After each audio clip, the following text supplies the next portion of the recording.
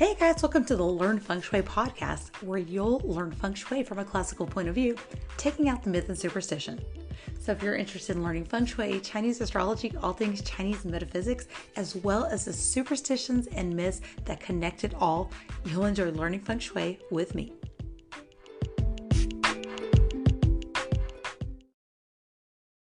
Hey guys, welcome to the Learn Feng Shui podcast, where ancient traditions meets modern living. I'm Candace Berlanga, certified Feng Shui practitioner and red ribbon professional with the International Feng Shui Guild. In today's Father's Day episode, we're going to explore the important role of fathers, both in Chinese metaphysics, Feng Shui, and our lives. We'll look at how the Northwest area or sector represents the father, the head of household, or just the person in charge, not necessarily dad, but you can activate this space to bring in positive, masculine, or leadership energy. We'll also touch on the absence of a father figure or the lack of the father energy and how it can impact us and how to heal from that absence in our own lives. We're going to do a Folklore Friday segment looking at Chinese medicine and men's health. We're going to explore the ancient beliefs and practices related to vitality and longevity and the connection between Chinese medicine and men's health. We're also going to look at the traditional beliefs around how much he should ejaculate. Yes, you heard that correctly. There is theories on that according to Chinese medicine. Kind of interesting, I think.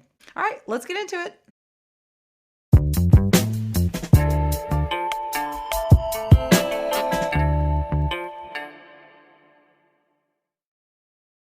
All right, guys, when we talk about father energy, especially in Feng Shui, we're looking at the Northwest sector or area of your home. I'm just going to talk like you're unfamiliar with Feng Shui. In Feng Shui, we use something called the Bagua. It is a map that makes up 8 different areas, and each is linked to a different type of energy in your life. And each area is represented by something called a trigram. So this trigram is just a series of 3 stacked lines. They're either solid or broken with a break in the center.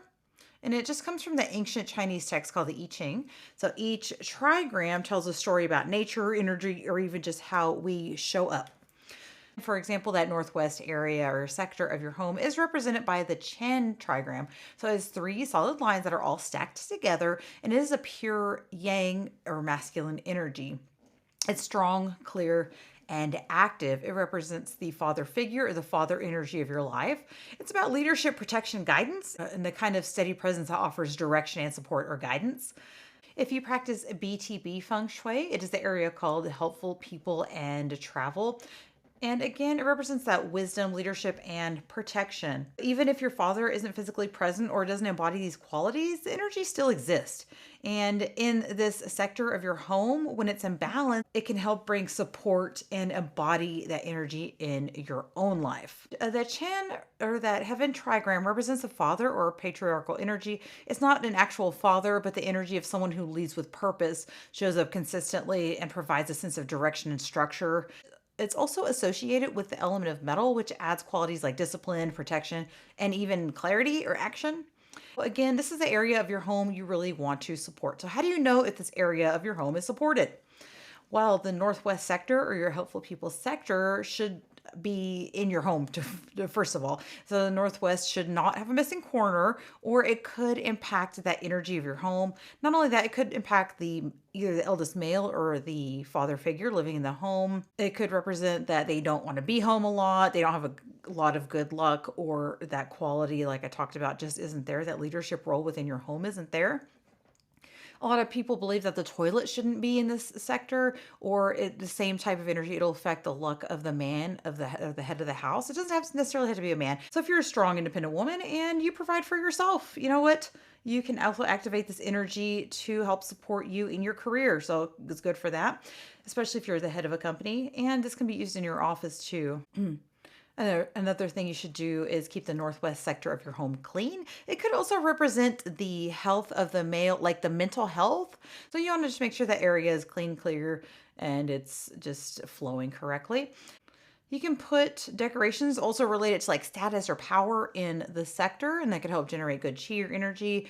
The metal element, white colors, gray, silver, shimmery colors could represent this energy too.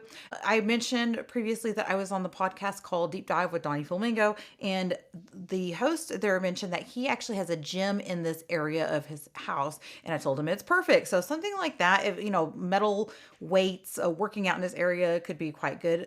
A lot of people sort of use their home intuitively. So sometimes you'll go through and you'll be like, oh, I understand why I'm using this area the way I'm using it. And so it's a good purpose for that. And a lot of people think that the kitchen should not be placed in the northwest sector.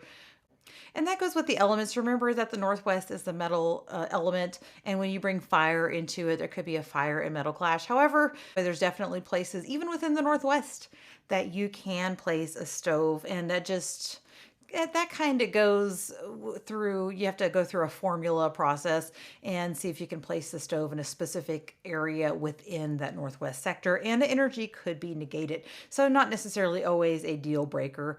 If your toilet's there, just keep it clean and use a little bit of sea salt to absorb the negative energy. Remember, this energy is important to have in your space, whether you have like a father figure or a male in the household or not, because again, it can help you to feel empowered, balanced, and add that leadership role to your home, whether you're a male or not. So remember, when we're looking at Chinese metaphysics, even though we speak in masculine and feminine, we don't necessarily mean male and female. It is just the energy that brings. So just keep that in mind. An example of how this can be brought into real life, I did a client and their house was L-shaped. So basically the northwest sector was missing from their home.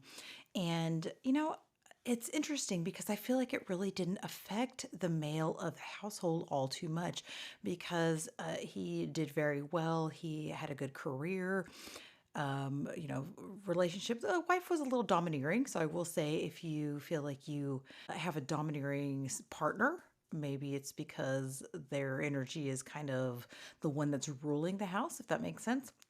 And so, although, she's a bit bossy, it didn't seem to affect the husband very much. And they seem to have a pretty good relationship. Have been married quite a long time. They're an older couple.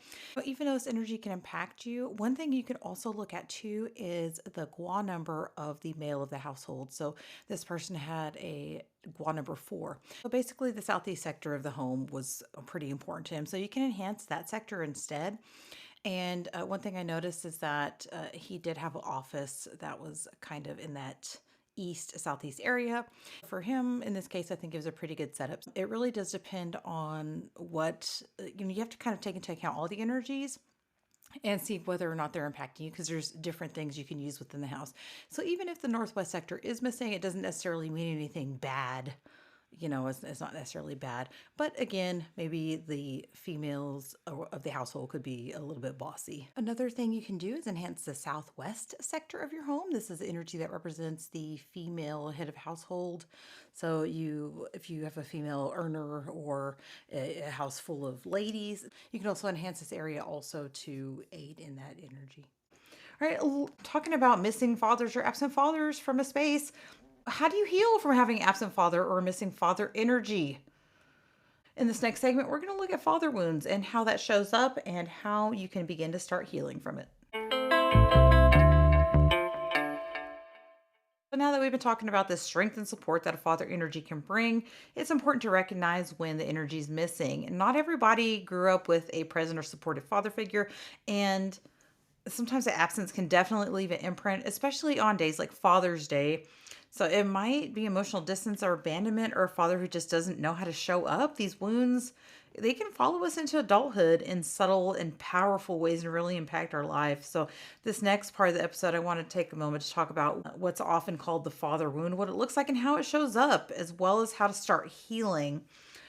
And I'll include the link in the show notes from this website here. It can show up at like low self-esteem, struggling with feelings of inadequacy and constantly seeking external validation. So just to be transparent, I grew up with a very supportive, loving father, but I think that sometimes that was a little bit superficial, if that makes sense.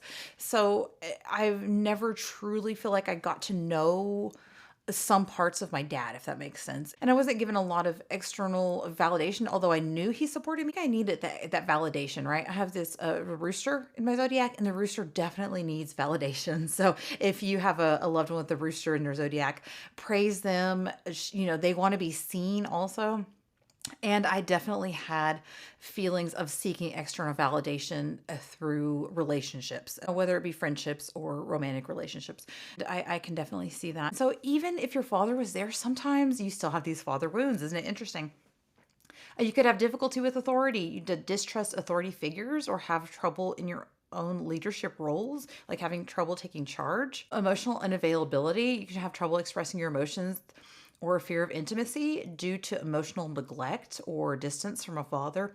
And I definitely think that this is part of me too. Like, it's crazy because my dad was there, but I also grew up with baby boomers, and they were still very old fashioned and also not very emotionally intelligent, or having you deal with your own emotions, so you're almost kind of scared of them. So again, it's another example of your father being there, but you still having these wounds because nobody's perfect, right? We just have to kind of work on this on our own. I think I had a really good dad, but this is just stuff I've had to work on my own. Perfectionism or overachievement, overcompensating for perceived inadequacies by striving for perfection or constantly achieving without feeling satisfied. And just taking from my own father here, I remember him telling me that, of course, he grew up with his father, who was in the silent generation, never getting praise or anything like that.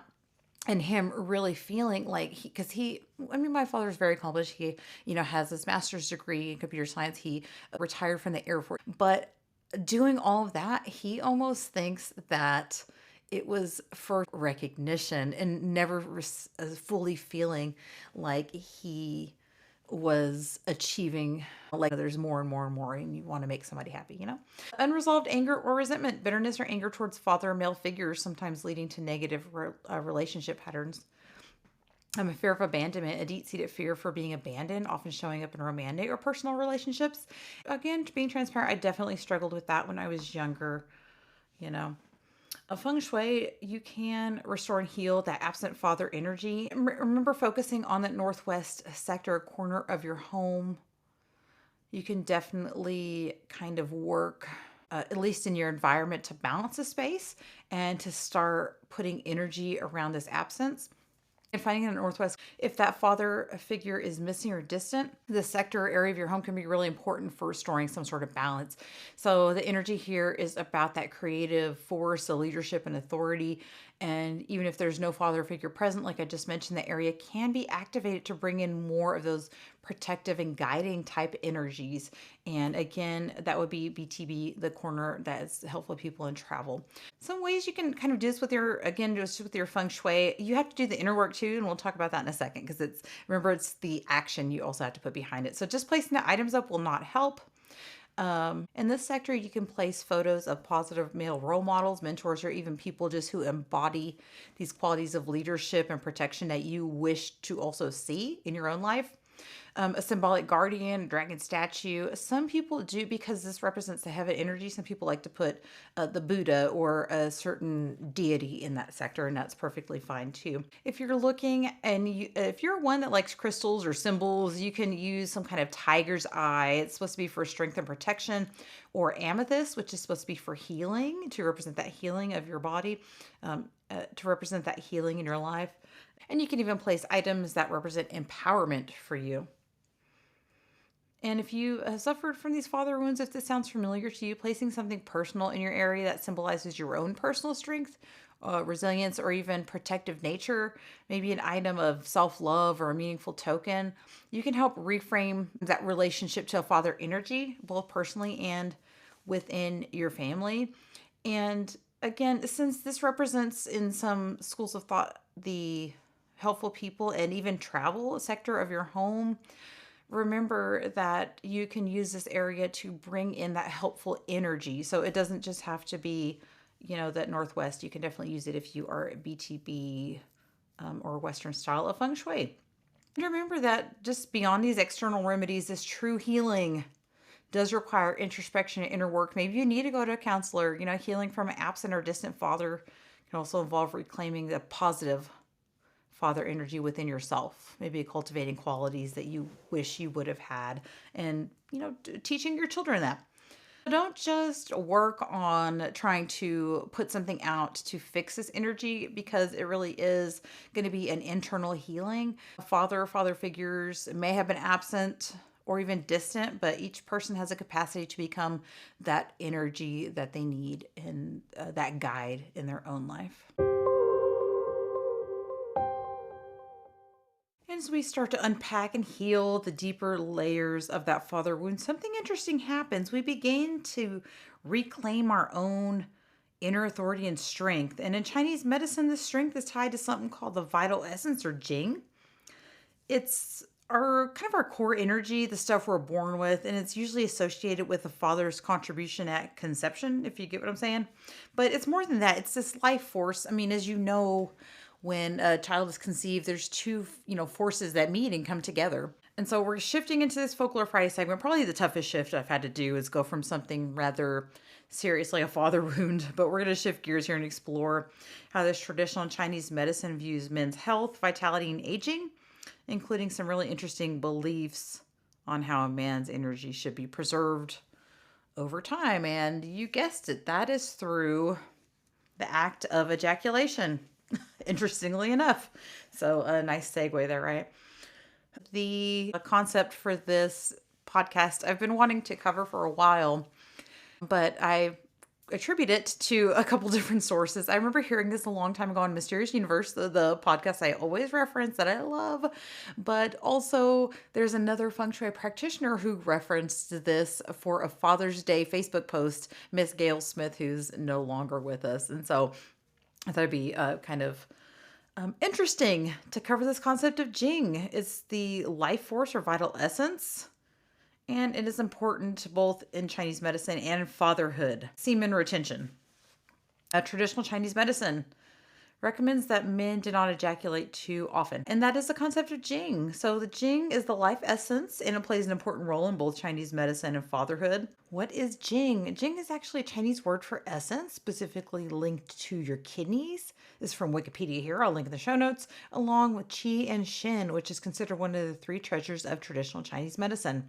According to traditional Chinese medicine theory, jing or essence can be summarized in two parts: the yin being congenital or prenatal, before you're born, and the yang being postnatal, or it is acquired. So prenatal jing is acquired at birth from your parents, and this is what the father's sperm and the mother's ovum give to a child. So you're giving to a child. Postnatal jing is acquired after birth through food and oxygen and breathing, environmental conditions, and everything we talk about within Chinese metaphysics. The yin and yang transform to create and replenish each other. The yang jin recirculates through it says here 8 extraordinary vessels and transforms to replenish yin, which turns into marrow, blood, body fluid, and semen.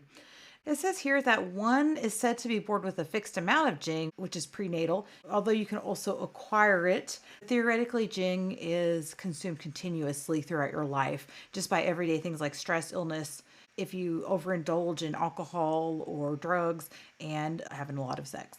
You want to make sure you avoid these things to avoid losing your jing. This jing is supposed to be passed down from father to child, and that's why it's important for fathers to conserve their energy as they age. So it's theorized that the traditional belief is that a man's age relates to how many times he should actually ejaculate to conserve his jing. So this to maintain his vitality and overall health.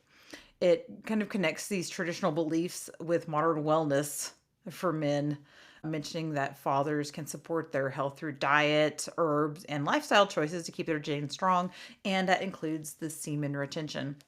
So traditional Chinese medicine recommends that men do not ejaculate too often, as semen is considered to be that purest form of essence, and that a man can produce too frequent emissions that can cause a body to overexert itself to make more semen. It kind of fits with these laboratory experiments on fruit flies that shows if the flies are prevented from mating when they first mature, the flies will maintain their youth to an older age, which is kind of interesting.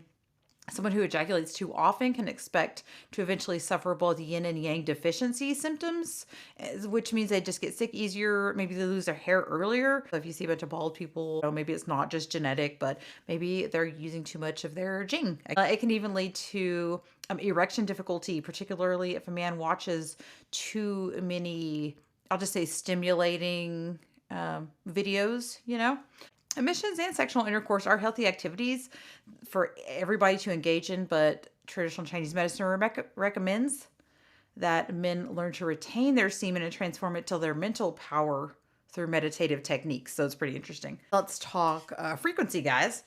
Moderation's the key. The proper frequency for emission for a man in his late 20s is known to more than 3 to 4 times per week. Per week, guys. Okay, per week.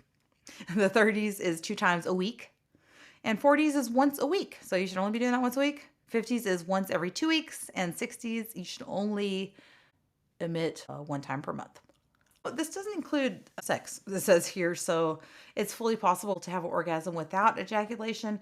And ejaculation is a spinal reflex, and orgasm as a cerebral reflex.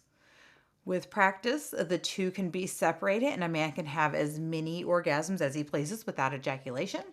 Apparently, you can do the Kegel exercises and breathing techniques, and those are crucial for achievement. It's hard to explain, but I have heard that you can reach that climax without actually emitting. I've heard that to be true. So you're supposed to retain your semen, and it can have profound effects on the health of the body and reduce strength and vigor of a person. So too, there are some herbal formulas that can help restore someone who's become too depleted. And those are Chinese formulas. I don't really have a translation for that, but I will link this article up on the show notes. I did get this from an online article. Semen retention is a cornerstone of certain kinds of Taoist yoga, which makes the assertion that after enough proper practice, aging can be controlled and even reversed. And one of the theories, I've heard of this too, just to kind of explain a little bit further, is that when a man and woman get together, or a man and a partner get together, that one is giving and one is receiving. The male is giving while the female is receiving. And that kind of just goes with the sword in the cup, or the phallus in the cup. One gives. So it's actually more revitalizing to a female that is receiving than a man who is giving. So it kind of goes with that yin and yang. So just something to think about for this Father's Day.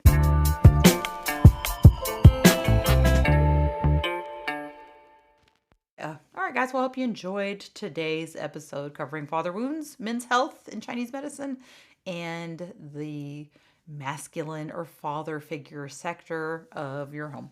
If you need a little insight, or maybe you're missing the northwest sector of your home, maybe you want to address this energy, message me. I am offering some introductory consultations for just this topic. All right, guys, well, I'll catch you guys next week. We'll have a talk with Christian Kiriakou, Feng Shui master, author, musician, and architect. So that should be a really insightful conversation, talking about interdimensional gateways in our worlds. It's an episode you will not want to miss. All right, catch you guys next week. For a free energy mapping of your floor plan, please check the link in the show notes. To support today's podcast, go to learnfengshui.com, sign up for emails, leave a review, and share with your family and friends.